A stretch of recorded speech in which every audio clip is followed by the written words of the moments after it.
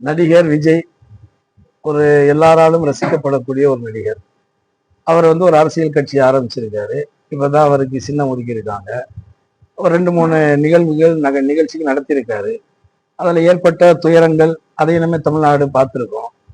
இப்போ என்ன ஒரு அவருடைய ரசிகைன்னு சொல்ற ஒருத்தங்க என்ன சொல்றாங்க, அவருடைய கட்சிக்கு வாக்களிக்கலைன்னா வீட்டில் உள்ளவங்களுக்கு விஷத்தை கொடுத்து சாகடிச்சிடுன்னு சொல்றாங்க.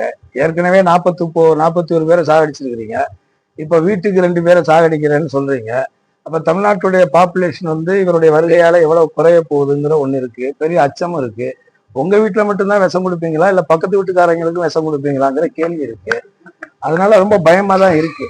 ஏன்னா இது இது எப்பேற்பட்ட அரசியலாக இது இருக்கு? இல்ல ஒரு ஒரு ஒரு என்ன உலகம் சார்ந்த 5000 ஆண்டுகள் பழமையான கீழடி பொருளை மாதிரியான ஒரு வரலாற்று சிறப்பு மிக்க ஒரு பேரினம், ஒரு தமிழ் இனம் இன்னைக்கு இவ்வளோ அரசியல்ல ஒரு புரிதல் இல்லாமல் ஒரு நடிகரை ரசிகரா பார்க்கறதுல தப்பு இல்லை.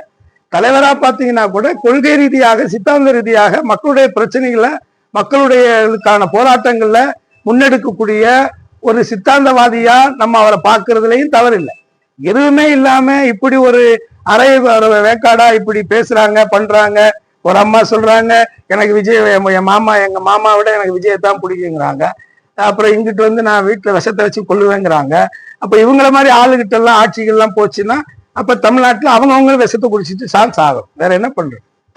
இது எந்த விதத்துல இது ஆரோக்கியமா இருக்குன்னு நினைக்கிறீங்க? நீங்களே யோசிச்சு பாருங்க. ஒரு ரசிகராக இருக்கிறது தவறு இல்லைங்க. அதுக்காக இப்படியா இருக்கணும்? ஒரு அறிவெளி கூட்டமாவா இருக்கணும்? அப்ப இந்த தற்கொலைன்னு சொல்றாங்களே, அப்ப இந்த மாதிரியான பதில் எல்லாம் சொல்லும் பொழுது அது எப்படி ரொம்ப மனசுக்கு வேதனையா தானே இருக்கு.